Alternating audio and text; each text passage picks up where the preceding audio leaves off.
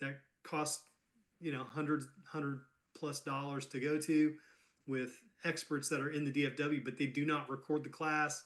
You have to be there in person, and so it's. I first attended it almost 9 years ago, Wow. and yeah, and it's so a lot of what I know about that kind of stuff comes from these kinds of classes, but it works. The stuff works. I kind of feel like, Mike, this is that analogy, and I'm going to let you take over from here. But I kind of feel like this is that analogy that Coach uses where the guy went to a hardware store and bought a chainsaw. And then the next day he came back and threw it on there. This thing doesn't work. It's horrible. It's the worst saw I've ever had. And the clerk looked at it, checked everything, went, and he goes, it works fine. He goes, what's that? He literally was trying to use a chainsaw as a normal manual saw and it didn't work. Now, will it get the job done? Sure. But what you're about to hear today with Mike Monick, I know, is how to take your tool. It's a very powerful tool of social media, but actually use it as a professional, use it in a refined way, and really kind of know what it is. So I'm gonna hush up, Mike, and you just go ahead and take it away. Well, thanks. I'm just glad to be here, and I really appreciate this particular call because it's made a huge difference in my business. To be thinking about social media from the standpoint of how do we market ourselves, in on social media, how do we get the word out for what it is that we do, in the business, and that's made all the difference for me over the last couple years. And there's a lot more that we can do. There's my numbers I need to increase, et cetera. And social media is a part of that. But to go through some things, and I'm going to spend 30 minutes today, going through some of the things that I've learned, and I'm going to do a share and share my screen with y'all. And this is a little more advanced, so I'm going to speak to people that you probably already know how to post. You probably already know, some of the ins and outs of putting together a reel or a video on Facebook. There are lots of tutorials on that. You can go to YouTube and check those things out, not necessarily from me, but from other people. But this is about how to increase your reach after you already know how to do those things. So it's a little bit more advanced. But uh, but here's the plan. We've got a 5 point plan that I'm putting together for everybody, which is you bring value by being consistent. Use different post types, which we'll talk about what that means. And this is super important. Number three is we're not all business. It's 20% max that is, posting about business. Acting fast is key to helping things out, and also how to make more friends.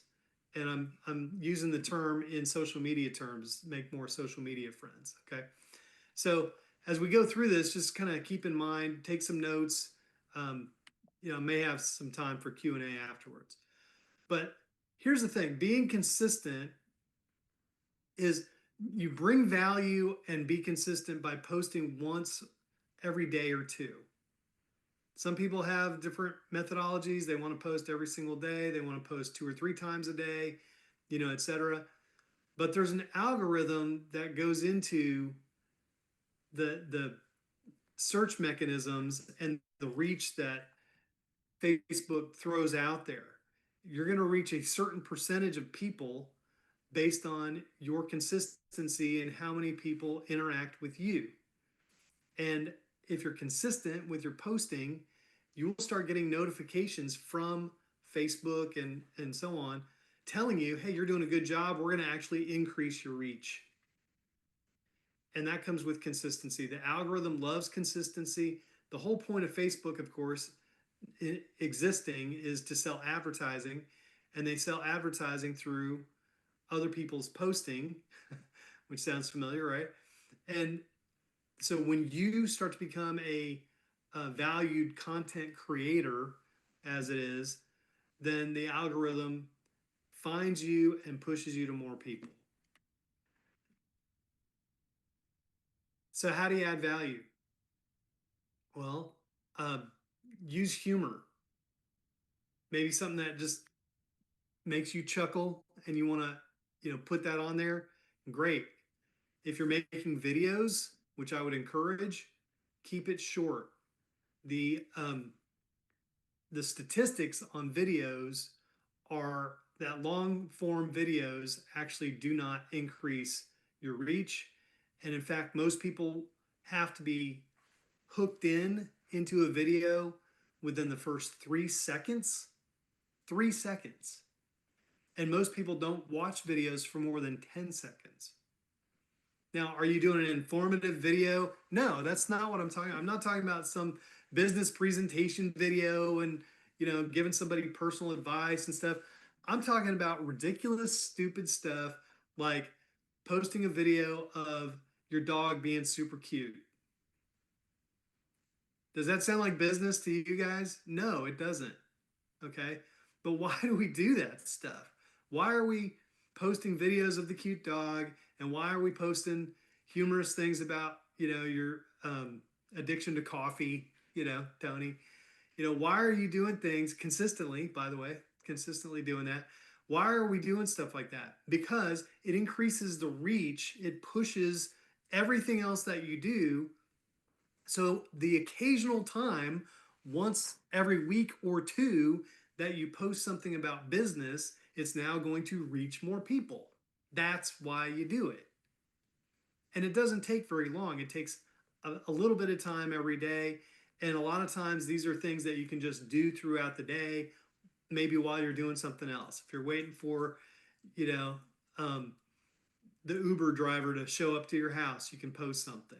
If you're taking a potty break, okay, you can do something just to be real. If you're doing something, if you're waiting at the, in the kitchen while something's about to pop out of the microwave, you can post things. You can post a picture of your meal. You can post a picture of your pets. You can do things about your kids.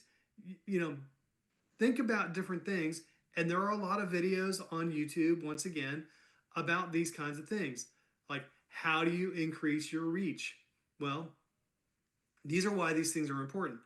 The other part of it is we see things like if Tony posts this funny thing about coffee, I'm just going to keep calling you out on that because I love it. But when you post something fun about coffee, and I think it's hilarious or want to share that message, if I share her post, it increases her reach, not my reach. Okay? And share is a powerful thing. You want people to share your stuff, but you don't really want to share other people's stuff. You can recreate it, or you can grab a picture of it and then post it as your own within reason. Okay. But copy and pasting is a better methodology than sharing. And so there's a difference between those two things. The other thing is if you're in business, when you're posting things out there, think about what you're posting and think, how am I going to reach the largest audience that is the right market? We're going to talk a little bit more about right market here in a little while. But how can I reach the most people in the right market by this particular post? And if you're negative, that's automatically going to cut off people. If you're political, if you're getting into, the divisive personal opinions, I'm not saying they're not right. You could be 100% correct, okay? But if you're turning off people using social media for business, you're just hurting yourself. If you're using social media for all the other reasons people use social media for, to interact with friends and family and all that stuff, okay, great. But for me, my overriding theme of what I'm posting, as personal as it may be, is to attract people into wanting to work with me. That's my overriding theme. And that may seem, antithetical to some people. Hey, I'm on social media. I want to be with my friends and my family and all the other stuff. Okay. But that's not why I'm on there. Okay. There's been times in my life where that's been the case. But if you're going to use social media for business, make sure you have a business worthy profile on especially your Facebook page. All right, so take a look at this. So use different types of posts. Did you know that there are a lot of different ways you can post, especially on Facebook? You can use text only, and there's ways to do that. So you can, if you're using your phone, there's different interactions with the phone than there are with the desktop. Now, when Andy Onstead started doing stuff on social media, almost everybody was using desktop to post their social media posts. So the interaction was different. The screen format was different because when you're looking at your desktop, it's wide. People are no longer tilting their phones sideways. People are looking at videos vertically, not horizontally. And so everything is moving towards the phone. 94% of all content consumed on Facebook is now through the phone. 94%. 9 years ago, when I started that class, it was not even close. It was almost 100% desktop, and now it is almost 100% through the phone. So when you're looking at what you're posting, look at it through your phone. Even when we started this class, this call a couple years ago, a lot of us were almost 100% desktop, and now you just really have to be consumed with using your phone to do these kinds of posts. Well, text only is kind of boring if it's just black and white, but on your app for Facebook, there are ways to make a color background. There's ways to add emojis, and do different things to kind of trick it up. But just remember, if you're doing text only, most people don't read. They don't want to read a lot. They want a quick bump to their, happy endorphins and all that stuff. That's what social media does for people.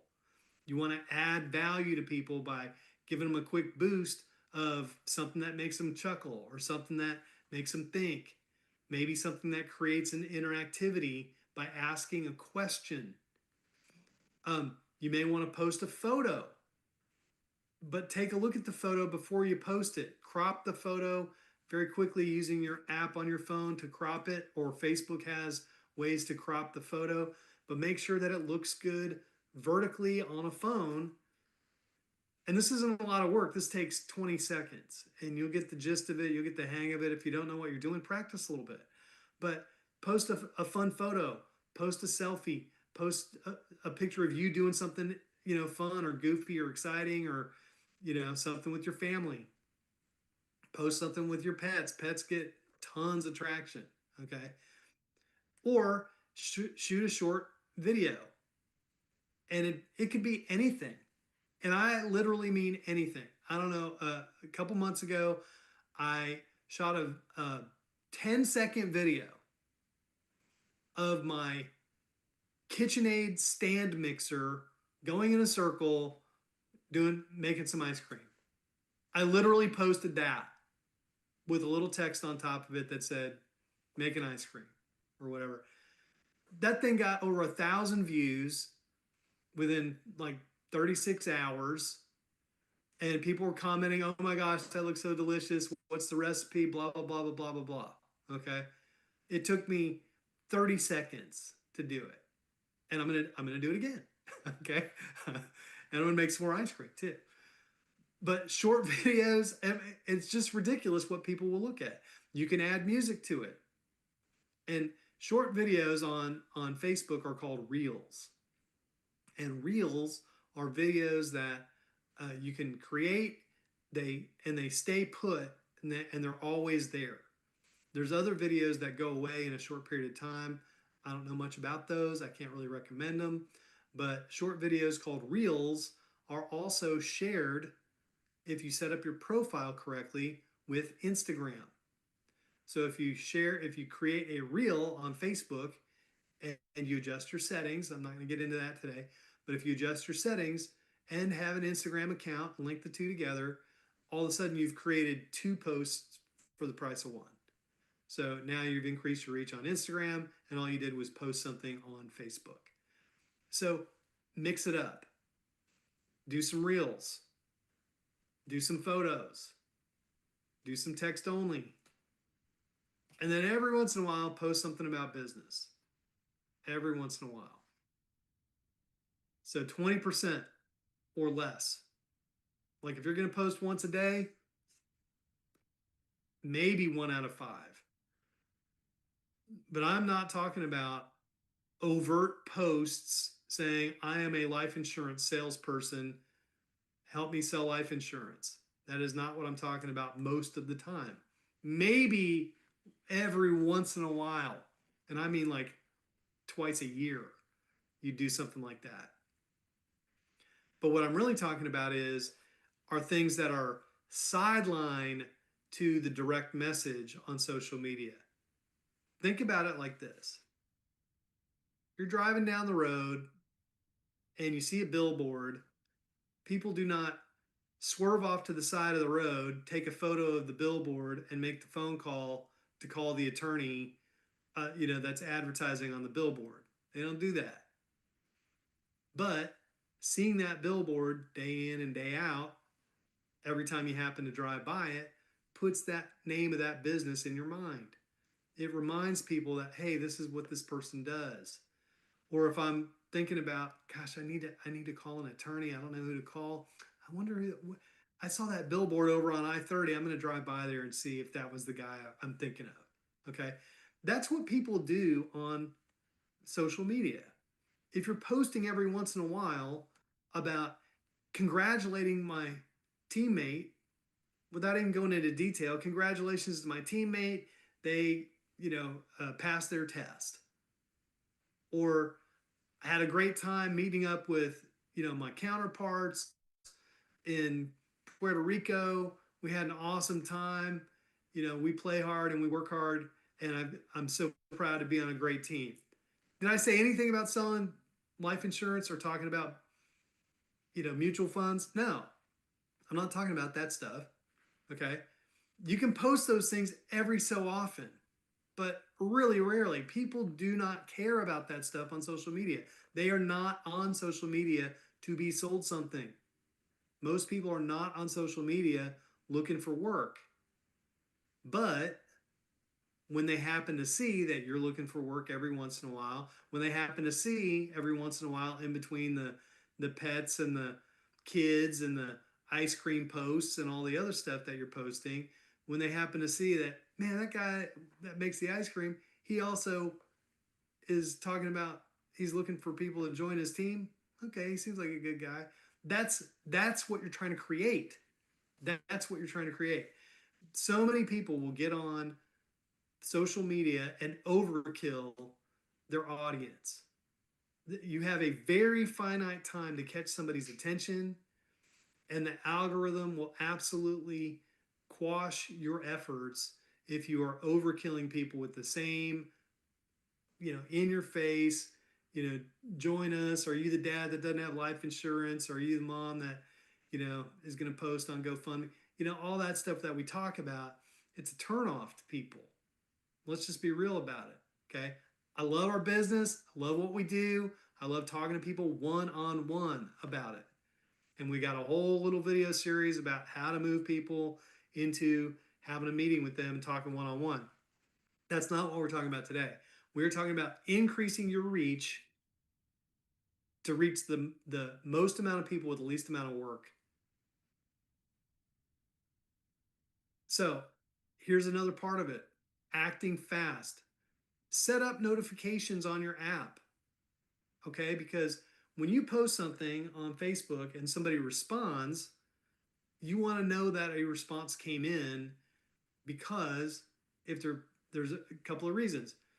One, you just want to see that it's performing. If it's not performing in the early hours after after you've posted it, if you post it and you've got no responses, no comments, nobody's liking your post within 4 or 5 hours, especially, that post is dead. It's not going to get traction. Nobody's going to look at it. There's probably not much you can do to revive it. Okay. But if you're getting some response immediately, it's resonating with people, you can absolutely do things to affect, in the early times that you post, how many more people it's going to get pushed out to. And you do that by responding to likes and or comments. So for example, you post something, like I posted the ice cream thing. Somebody posts the ice cream thing, I get a notice that they commented on that. Ooh, it looks delicious. Well, I can either not respond at all because that's not even a question. Okay, they're just commenting on there. Or I could say, thanks, it really was delicious. What's your favorite flavor of ice cream? Or what should I make next? Okay, so you ask a question based on a comment and you start a dialogue. And the dialogue is what pushes the algorithm to show more people. So I didn't really get into statistics earlier, but the fact is that the algorithm naturally pushes things out to about 3 to 5% of your friends. That's the natural reach of the Facebook algorithm. It's gonna be like 3 to 5%. So if you've got the average person has about 300 or 400 people on there, let's say 400 people, it's naturally going to kick it out to, let's say 5%. That's 20 people. 20 people are going to naturally see what you did in their news feed. And you say, well, that seems really low. Well, imagine if you have 300 people that all post once a day, your news feed would be crazy. It would be massive. You'd never see. And for those of us that have 1,000 people or more than 1,000 people, I've got like 4,000 people, that my news feed would be ridiculous. I would never see the same people twice. So it's important that you interact with people that you want to see your feed. Hear me again on that. We're going to touch more on that here in a second. But it's important that you interact with people that you want to see your feed. So when you're responding and you're acting quickly, you like and comment each comment. You comment to each comment. So if somebody leaves a comment, you're going to comment back with a question or a thank you. You're going to like their comment. I don't always do it at the same time. Very often they'll make a comment. I will leave a comment or a question as a response to their comment. And then maybe a day or so later, if it's still got some legs, I'll go back and I'll like the comments, like all of the comments all at the same time. Why? Because it shows that I'm still engaged over a period of time. The algorithm likes it and it pushes it out there. And here's the other reason when you want to be quick. Because sometimes nefarious people or people that are, being jerks or whatever will hijack your post. Mike, I hate ice cream. Ice cream stinks. Who would say that, right? But if somebody's being negative about the business or hijacking your post by inserting a link, hey, this is the best ice cream maker that there is out there. Here's a link to go see it. I don't want that on my post. Why? Because Facebook does not like links that go off of Facebook. They want people to stay on Facebook. So if somebody hijacks your post with, curse words or a bunch of negativity or whatever it is, you don't have to put up with that. It's your post. You can mute that comment. You can delete that comment. And if it's somebody that's doing things consistently or rubbing you the wrong way, you can unfriend them or block them. You don't have to put up with that. But especially the links, the number one mistake that people make on Facebook, is that they will share a link. They'll see a video or something that they thought was great on the news or on YouTube or even on another Facebook post, and they will post a link. And I had one of my guys doing this. Big fan of a radio personality in their town and wanted to do the guy a solid by posting about his radio show. And so they would post, hey, follow this guy on social media. He's got a great radio show. Here's the link to the station if you want to listen live.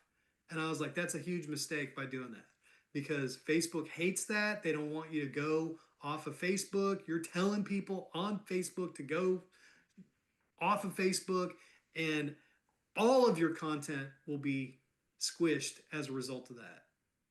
So you got to be fast by being active. And so set up notifications so you don't have to check it every 2 seconds. You don't want to become addicted to social media. Okay. But this is a great way to know when somebody's left a comment or something like that. All right. Now, here's the other part. If you're wondering, well, why am I not getting more traction? And you're wondering, okay, this 3 to 5%, if you're posting and you notice that everybody that's liking your comment is a Primerica person, you're wasting your time. Okay. And I love you guys, but the people that are doing the best on social media have been deleting our business counterparts from their social media feeds because you guys are all so interactive and great and we love to celebrate each other. Okay. We absolutely love it. But if you're using it for business, I want you to consider deleting business people from your feed. At least consider it. Or, and this requires an enormous amount of self-control. Okay. Because even I do this. But if you really love your Primerica people and you're following them on social media, don't like or comment on their stuff. Why? Because the algorithm only has so many slots that it's going to fill. And if it's pushing their algorithm to you and it's pushing it to a bunch of other Primerica people, you're taking up valuable slots if you're using it for business. If you're not using it for business, you want to celebrate it, hey, you know what? That's up to you. But if you are using it for business, it's going to take up valuable slots for other people. If you're really trying to look for right market people, they are not already in the business. So how do you look for right market people? Well, on Facebook, when you join Facebook on a daily basis, you're going to see suggested friends. Like it'll ask you, hey, do you know this person? Do you know this person? Do you know this person? And you can scroll through that and see how many common friends do I have? Are they all in the right market? Are they married? Do they have kids? You know, etc. All the macho stuff. You might not be able to tell if they're a homeowner or what age they are, but you could probably get a good guess if you just spend a little bit of time looking through their social media page. And if they're the right kind of person in the right market, click it. Do that 10 times a day. Click 10 people a day for the next year. See what happens. You'll have thousands of friends. Okay. Join different groups. Facebook has lots and lots of different groups. Lots and lots, millions of groups. What are groups? Groups are people that have a common interest in different things. Do you want to join a I Sell Life Insurance group? No. Okay. Do I want to join a I Make Ice Cream with my ice cream maker group? Yes. Okay, why? Because other people that make ice cream are going to think I'm fun and exciting and I can add value to the group. I'm not talking about joining a group and then instantly posting, hey, who wants to join my team? No, you add value to the group. And guess what? You're going to find friends in the group, and those people are going to be right market. And now you're going to have a friend that knows you from the group, and you're going to interact with those people. That's what you do over time. Is it a time waster? No. Is going to the mall and prospecting a time waster? It's going to take a lot more time than doing what I just described. Okay. It's kind of like prospecting as you go. Okay. Because if you're prospecting as you go in real life and you're at the Whataburger, I almost said In-N-Out. Sorry. I almost said In-N-Out Burger, and I'm from Texas. Sorry, guys. But no, if I'm at Whataburger and I'm there at a time where I could talk to the cashier, the guy's got a great attitude. There's not, tons of people behind me in line. Hey, listen, you got a great attitude. You keep thinking about working here all the time? Or what do you think about doing something different? Would you be open to that? Shoot me your number. Okay. The same thing can happen on social media. I'm in the ice cream group. I'm meeting people. I'm interacting with them. I'm posting a comment on their feed. They posted about their ice cream recipe. Man, that's a great looking ice cream. That's a great looking, looks delicious. What's your favorite flavor? Can I have the recipe? all those different things. Over time, you start to become recognized in the group. What kind of group should you join? The first one I would join is look up your own city, type in the name of your own city, and see how many different groups are in your own city. One of the best groups I've joined is called a buy nothing, sell nothing group. Okay, Tony? Tony likes those groups too. In fact, I'm the admin of one in my local city. Well, why? Because people on there tend to want to give stuff away. They interact with people. And if I'm giving stuff away, guess what? They got to come to my house to get it. Okay, so I end up meeting people. I've actually recruited and written life business from the buy nothing, sell nothing groups. Okay, but guess what? I can't advertise in that group. I'm just interacting with people. Somebody posts in there, hey, I need, baby clothes. And I might have small baby clothes from when my kids were little laying around the house. I can give that stuff away. People are asking for stuff, or you're giving away stuff, or whatever. There's different groups. Look up your city and see all the different things that are in your city. It might be a city oriented group. It might be people complaining about the city. It might be people talking about, restaurants and all the fun things to do in your city. But be a part of the group and add value to it. And just be a friend. You be a friend to people. Help serve people in their little community by giving them a suggestion. Hey, I went to the dentist. This guy was great. He did a good job. Or one of the most common things that I see in the city stuff is people looking for an auto mechanic. And I've got a good auto mechanic, and I'm always recommending this auto mechanic. I'm recommending my appliance guy. And it comes up all the time. Okay. Somebody's looking for their washer and dryer to be fixed. They're washing a lot of clothes, right? So they probably are married, probably have a house, probably have kids, all the other things, right? So you start to interact and be friends with these people. And eventually you can friend them. Occasionally, amazingly, people say, I'm looking for extra work. I'm looking to work from home. I see that probably once a week. It's all about adding value to people's lives in a small, seemingly meaningless way, but you're adding a smile to their face. You're adding a little bit of brightness and with humor or a funny video or something that makes them think about things, or what's your favorite Christmas movie? It could be anything. And look around and see what other people are doing that made you interact, and then recreate that with your people.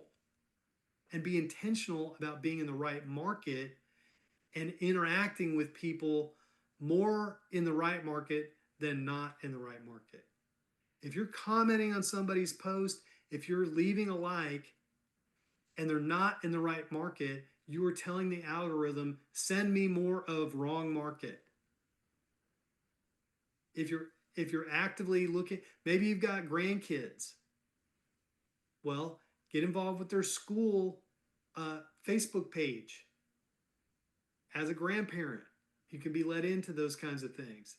Get involved with, and I'm not talking about spending tons of time and being involved like you're in the PTA or something. Okay, I'm talking about you're liking the occasional photo. So next time you're at the grandchild's event, you recognize Harold, who was also in the Facebook group, and Harold says, "Oh yeah, I've seen you on Facebook."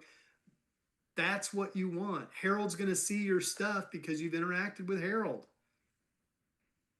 Hey, is it okay if I Facebook friend you? Sure, man, that'd be great. Great. Now Harold gets to see every week or so that you've posted something about, what's that business you're in? What do you do? Bam, you've got an inroads to talk to Harold. That's what it's all about. It's putting up the billboard. If you want a friend, be a friend. That's the overriding theme of social media.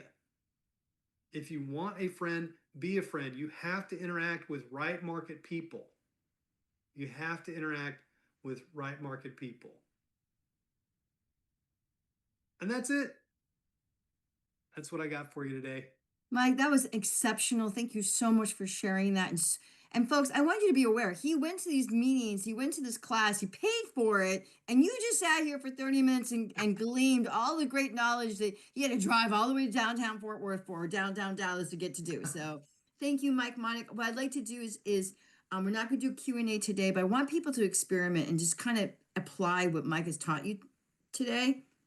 And next week, Mike, if you're okay, I'd like for us to do a Q&A with everyone, Sure. Yeah, I'd be happy to do that. which means that all 36 of you who are on this call, you better come to next week with some good questions, which means you got to go do some stuff and be like, I have a question about that. I got a question about that. Or just observations. Thank you, Mike Monick, for everything. Thank you, everybody, for being here. Just a quick reminder, this Friday morning at 9 a.m. Central on this Zoom channel, we do have the Money Quest show with Omar Opesa and our great coach, Bill Arender. And then Saturday morning, we have our training. Thank you, everybody, and have a great day. And we'll see you next week, God willing. Thank you.